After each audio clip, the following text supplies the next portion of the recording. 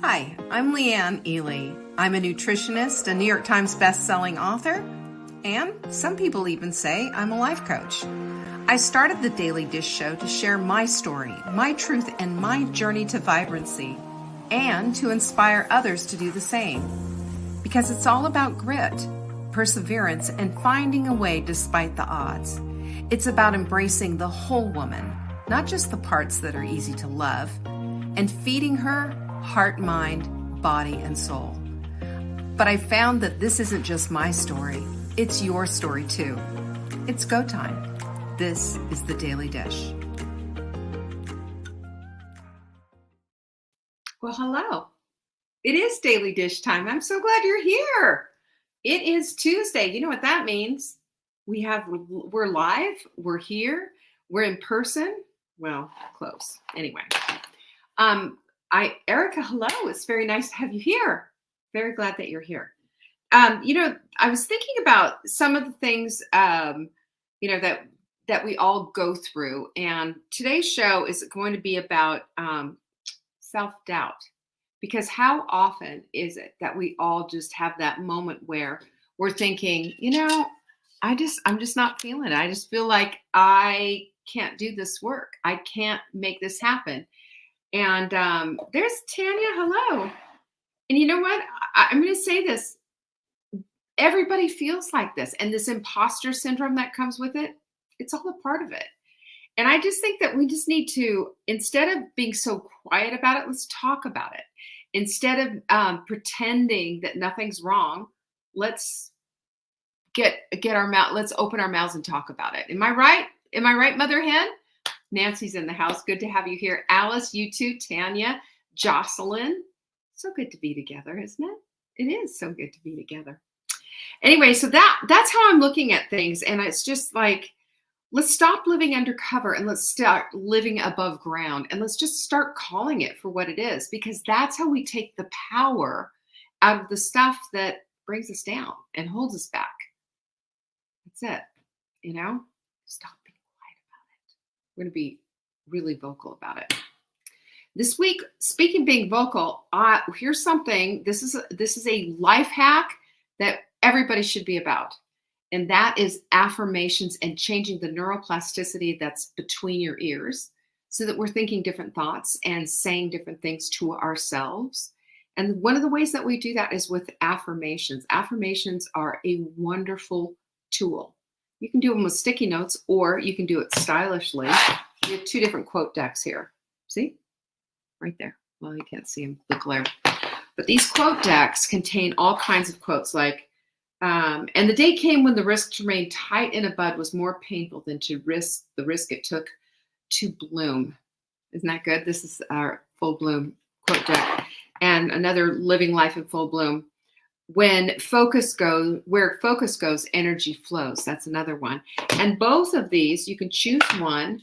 We'll give you this little stand that it comes with, and you're going to get to choose between 5 different mugs, our mindful mugs.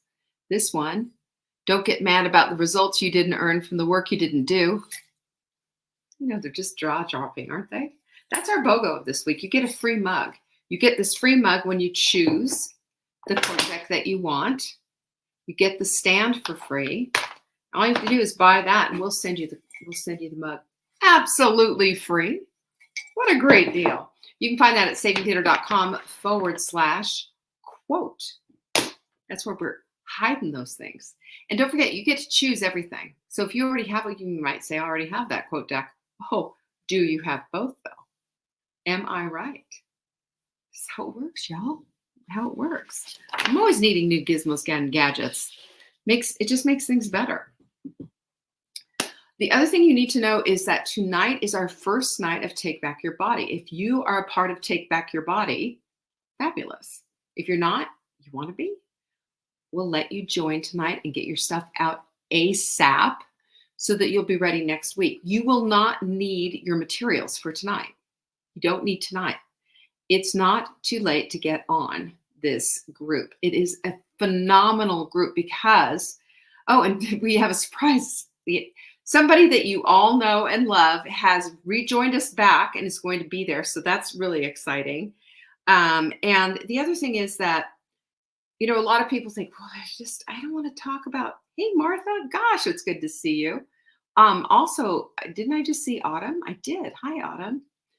Um, and here's something that I want you to understand about what this is about. I have found in my 66 years on this planet that there are so many of us still with the leftovers, if you will, of damaged thinking about our food. Our food is our fuel.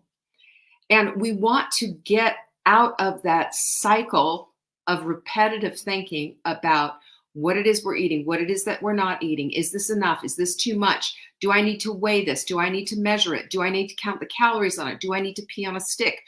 What do I need to do here so that we can have a healthy relationship with food? And it's a process. My goodness, it's a process. It's peeling an onion. It's taking all of these things into consideration because a lot of us grew up with, the whole diet culture BS. And we took that, we took it in, hook, line, and sinker. I think I told you my mother Gloria Marshall was a big deal in the 60s back in Southern California. And my mother was chosen to do a Gloria Marshall commercial with Alan Ludden, of all places. And she had picture in the paper all over on billboards. She was everywhere and she was collecting all these checks. It was just crazy. Our meetings are not every Tuesday night.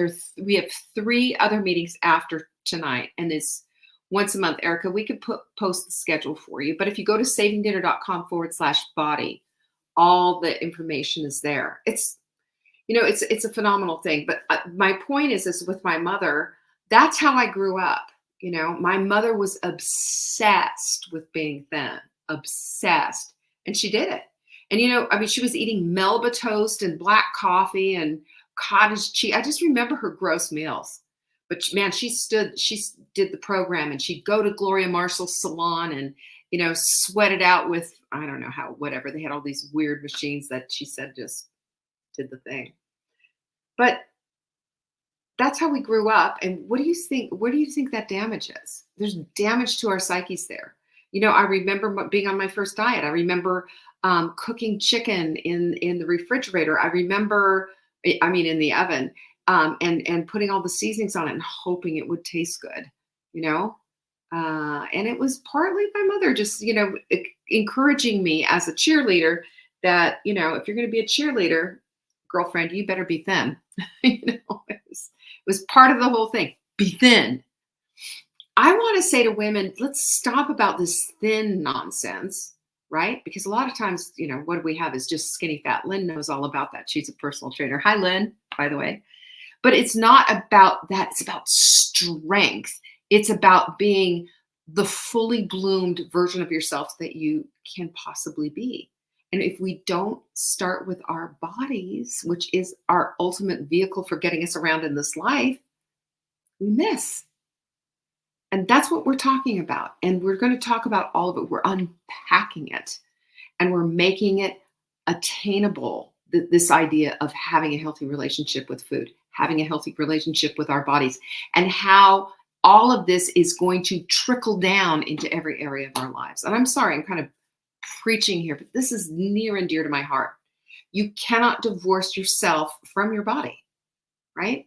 Your body is going to create opportunity for you or take it away, depending on how it is. So that's why I want to get that. And I want to be in that place of being a strong woman, regardless of what I look like. It's not about what I look like. It's about what I feel like and how I perform and how I am strong or not, right?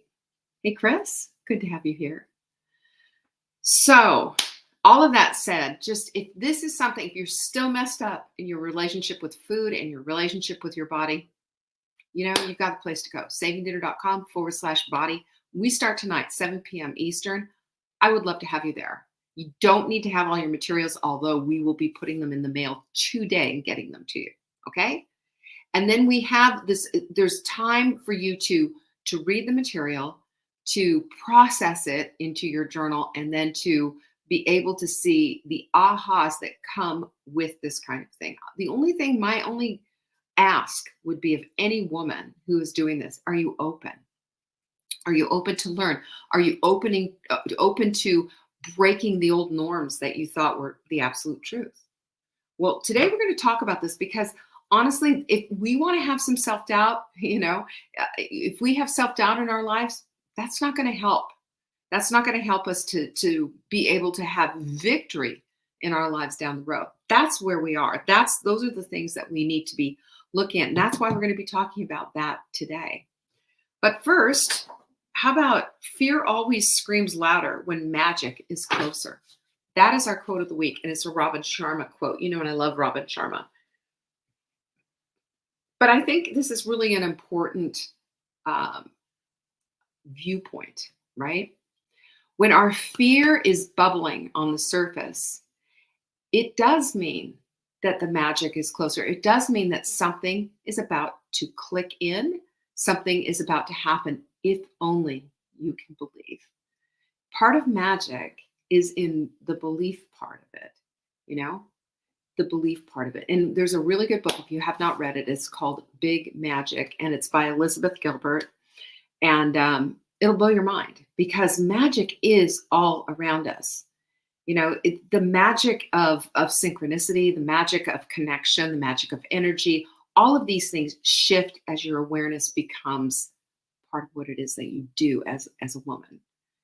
And we're going to talk about this today because I think a lot of times the biggest holding back portion of our lives has to do with self-doubt. Yeah, limiting beliefs and all of that. And self-doubt is a limiting belief. And limiting beliefs are, we've done a whole course on that because that is just a lot to get through. And it's a lot to break down and a lot to take apart. But let's look at limiting beliefs because I think the way that we need to be looking at this is we need to be looking at what does the science tell us and what is the methodology, because the science has told us how to break this stuff down. Because this is not, this is the human part of the human equation. It just is. It hits all of us. Everybody has these moments, has this moment in this place of self-doubt and just wondering. Imposter syndrome goes along with that as well, doesn't it? I want to talk about that because I think it's a huge thing. And self-doubt can be a massive barrier, even professionally. It can be a massive barrier to you personally, and it'll hold you back from the things that you want to accomplish in this life, the type of life that you want to live, not just goal-oriented stuff, but just the quality of your life. If you're constantly filled to the brim with self-doubt and it's hard for you to make a decision. It's hard for you to move forward. You're always wondering, is this the right decision or is this not? It will leave you in this constant quandary, this state of, there you go, Lynn just said it. It's debilitating. It is. It just rocks your world. It takes you out. But we have to understand that there is a combination of mindset shifts and obviously behavioral changes that go along with it. And we need to start understanding some of the psychological and even physiological principles that are all underneath it. These underpinnings, if you will, of what goes under this whole thought process. Because there is a thought process to self-doubt. At first, we're wondering, is this the right thing to do? Then we start doubting, oh my gosh, just can't be the right thing to do. And then, but is this the right thing to do? And you go back and forth. Think about the energy that's going out with that. The energy output is exhausting. And, we have this idea, well, I'm just not going to make a decision about that. But not making a decision is a decision. And we cannot live our lives on default. We cannot live our lives by not doing. We have to be decisive women. We have to be women if we want to be in charge of our own lives. And if we want to, have the life that we've always wanted, then decisiveness has to be a part of the equation. It can't be that we default to this whole self-doubt and just kind of, get ourselves into the fetal position in the corner of the room. It doesn't work. So how do we start with this whole thing? I think that I I think that what we need to do in order to beat that is we need to start at the very beginning. And I know the only place that we can start is when we acknowledge this is how I'm feeling. And then this is me accepting that I feel this way. Because it's not a bad thing that you feel this way. What's bad about it is that we get stuck in that place.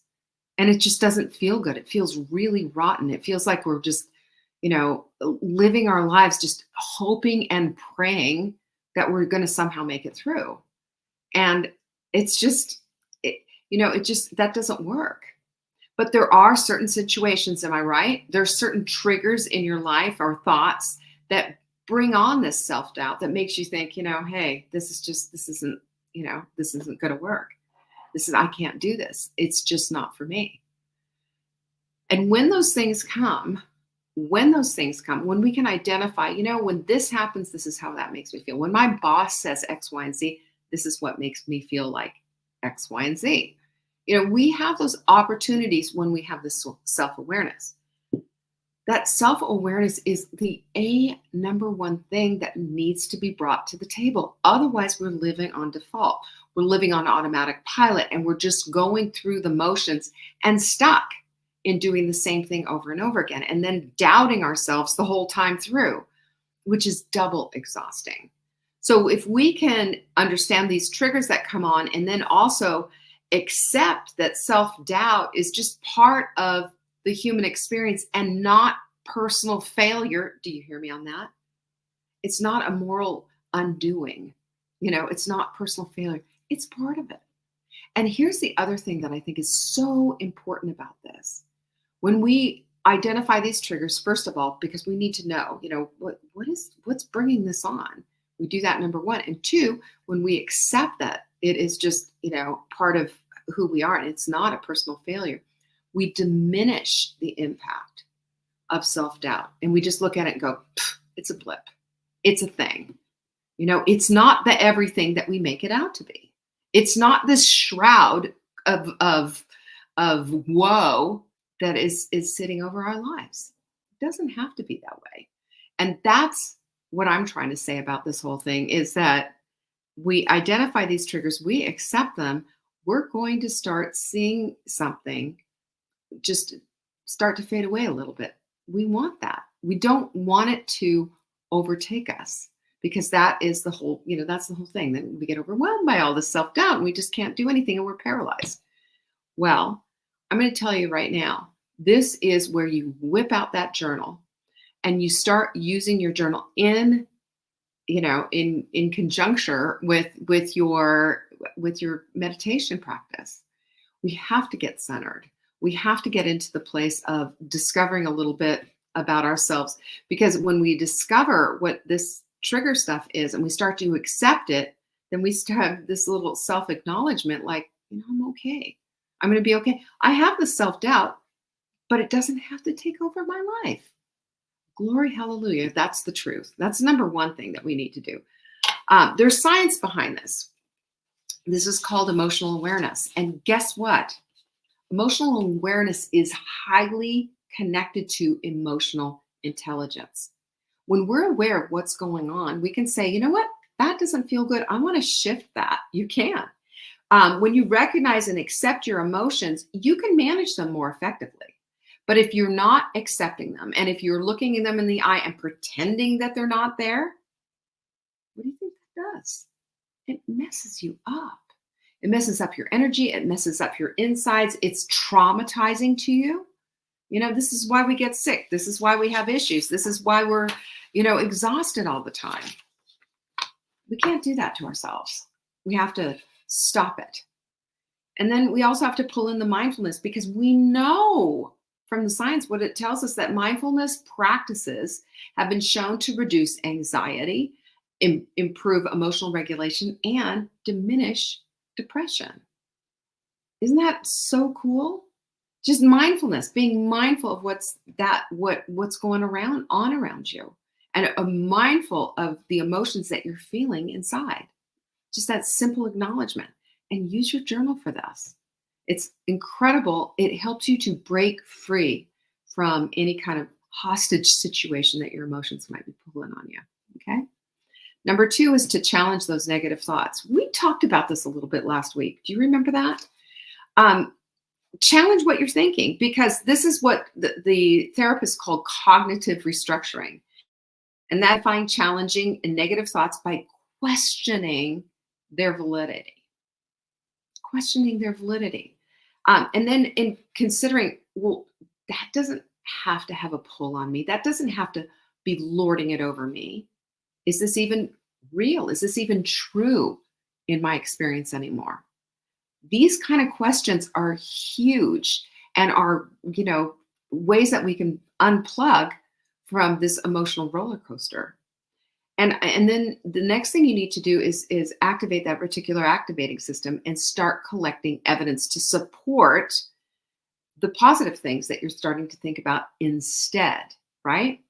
If we gather evidence against your negative thoughts by recalling past successes and having positive feedback, then you're going to know, oh, this just simply isn't true. Because we've all had that.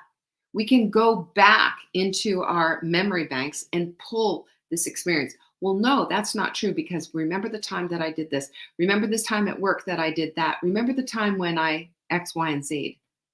When we do that, when we pull out our wins, and that's a thing that we'll talk about later, this is just huge. It's massive. This is all based, by the way, on cognitive behavioral therapy, which is phenomenal. If you're ever in any kind of therapy, if you need a therapist or whatever, ask them, do you practice cognitive behavioral therapy?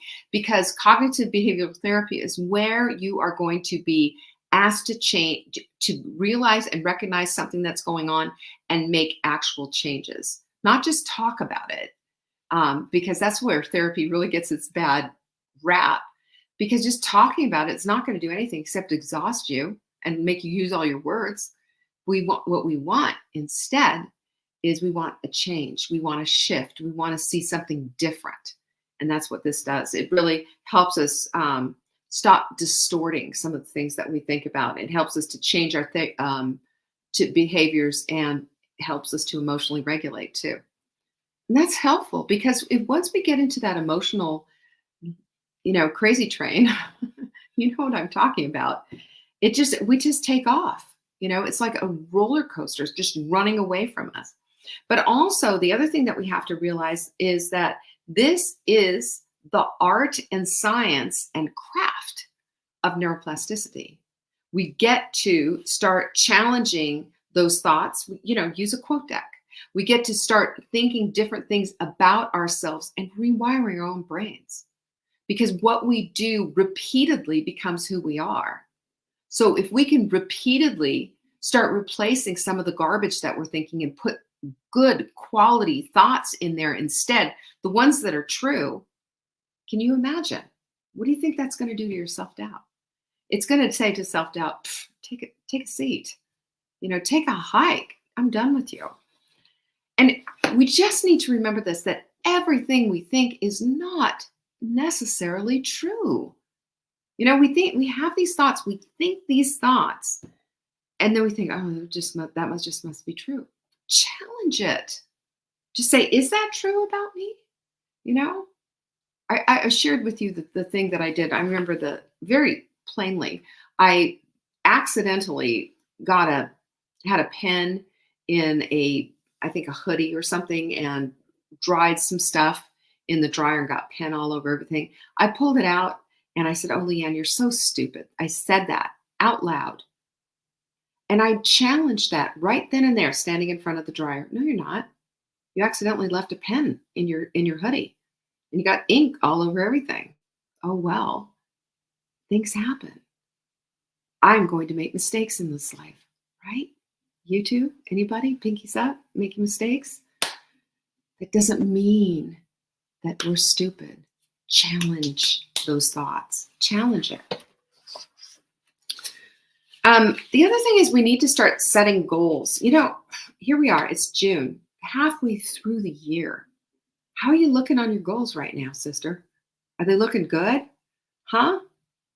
Or are you saying, oh my gosh, I can't believe we're this close and I haven't accomplished any of these things, blah, blah, blah. We can set, the SMART goals, right? You know the SMART goals. Hey, Linda. Of course you know the SMART goals. And you've got specific, measurable, achievable, relevant, and time bound. Perfect. However, in order to have these goals work, and remember, what is a goal except a dream with, to-dos attached to it? Exactly, right? Lists. I got to do this, this, this. Check this box, check this box, check this box. So what do we want to do with that, right? What do we want to do with that? Well, we want to, every single day that we check the box of that dream, of that to-do list for that goal, for that dream, we want to celebrate that and say, you know what, I did that. Give yourself an atta-girl. Everybody needs an atta-girl. You need an atta-girl from yourself. You can do this in front of the mirror. I think it's really powerful to look yourself in the eye and go, atta-girl, you did that. You did that. You got that done. You said you were going to do it, then you followed through and you did it. Round of applause. Way to go. We need to do that. This is neuroplasticity in action. This is rebuilding that pathway. This is creating a new sense of who it is that you are becoming. And this is crucial and critical, and it makes the self-doubt get smaller and smaller. And there's all kinds of science behind it. Okay, Bandura's self-efficacy theory says that achieving goals boosts your confidence and beliefs in your own abilities. Duh. We knew that, right? We didn't need a scientific study to tell us that. But this is science-based atta-girls is what this is. And how crucial is this? Really crucial. Because when you're doing this, you are pushing yourself up every single time. It's giving yourself that boost every single time. And then when you have the, doing the wins, you're celebrating your achievement. And that makes this positive behavior more and more apt to happen. It encourages continuous progress, right? Hashtag more, please. More of that. More of that is going to give you more of that, right? I mean, this is simple math here, folks. This is like, we can do this. We just don't. We kind of think of it. We kind of think, oh, it's goofy. Well, you know what's goofy is not doing this and keep doing the same old thing, because the same old thing is going to keep you in that self-doubt loop. And talk about negativity, right? Yeah, there you go. Hashtag more, please. Who wants more? If you want more, pinkies up, girlfriend. I want more. I'm not done here. I'm just starting. So are you. And self-doubt doesn't need to be the constant shadow behind our back. We need to diminish it. We need to bring it down and shut it down. Self-doubt hangs around with fear. Self-doubt pulls the plug on our confidence. Self-doubt makes us wonder, are we doing the right thing? Are we the right person for this job? Can we actually do this? Or whatever it is. And all I'm saying is that, yes, you can, and yes, you are. You are the right person. And yes, you can do this. If you are going to deign to be the queen of your own life, step up to the plate, girlfriend, and just recognize that this self-doubt that you think is such a big, cowering monster, it's a shadow game. It's a tiny little lizard. It's not a big dragon. It's a shadow game. Look at it in the eye and just say, not today, lizard. Take a seat. We need to be like Carol Dweck too. The growth mindset. I mean, I still have this darn board over here.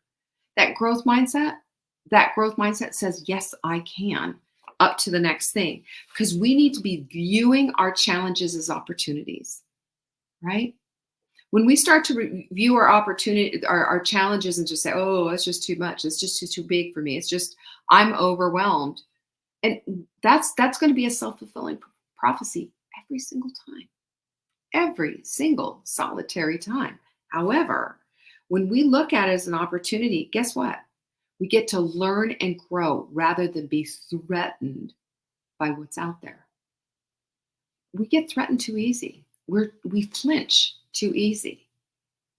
We need to stand firm in the belief of who we are. Always, always knowing that we're here on purpose and for purpose. If we are fearfully and wonderfully made, how on earth do we get filled with such self-doubt? There's no coincidence that you're here, right? I always say this, but it's the truth. You are not a biological accident. You're here on purpose and for purpose at this time, right now, for a glorious reason. And it's our mission. Every single woman on this planet, it's their mission to figure out what it is. And so when we can live in a fully bloomed state, it will show itself to us. That's what vibrancy is. That's what it is, right there. And there is just nothing better than that connection. Because that purpose just shows up and it's gloriously yours. You know? The other thing that we need to do, besides embrace these challenges, we need to learn from criticism. We cannot be these little delicate flowers that when somebody says, well, you know, you could have blah, blah, blah, and just, fall apart. You don't want that. You want vibrancy, right? Ask Mother Hen. She knows about that. Yes, you do. You want vibrancy. We use constructive criticism as feedback, not as a personal attack, even if that's how they meant it. Try that one on. Because that happens. Somebody's going to say something and you get all hooked on the negativity and the meanness of it all. I get that. We all do it. But is there something in there you can pull out? Remember this. People's comments are like a buffet table. You can take what you want from them and leave the rest. You don't have to gobble up every single word, and you don't have to have it sear your soul and hurt your feelings and this, that, and the other thing, and hold you back from the life you need. Because shrouded in that nasty comment even might be a grain of truth that you need. Or you can simply say, you sad, pathetic little thing. I just did a video on TikTok that went viral, 130,000 views overnight. I was like, what in the heck happened here? I talked about crepey skin, and I was showing my skin, how it had gotten a lot better. I used to get kind of crepey skin, and just what I've been doing. I've been using this particular retinol cream, Advanced Clinicals retinol cream, by the way. It's for the body. Comes in a little pump. I got it on Amazon. And then also a squalane, Squalane, pump of oil. And it's a carrier oil. They use it in vaccines. And why they do it in vaccines is they want to take the stuff in vaccine and deliver it into the system that it needs to go to. It works and it goes deep. That squalane oil does the same thing for skin creams. Makes it go deep. And what I noticed was, wow, you can see you don't see any crepey skin. It looks like I have a bruise here. I don't know how I did that. But I was showing, my skin and just how, obviously too, the weights have really helped in all of that. But I was showing this on TikTok, and of course, some really mean dude shows up. His name was Hangdog or something. And I just decided to give Hangdog a little, talking to. And so I did a video, a stitch. They call it a stitch. And I grabbed his comments and I just said, you woke up today and you made a decision to be an unkind person. And all I'm going to say to you is bless your little heart. Just bless your heart. Have a nice day, basically, is what it was about. Because the thing is that when you make these kind of decisions like this, to go out of your way to be unkind, sometimes people like that just need to be dismissed. And other times, if you're looking at that comment as a buffet, is there something there? Is there a grain of truth that I need from that? I'll take that. Take it. Just take it. Dismiss the rest. Right? It's like walking by the Jell-O salad, because who wants that?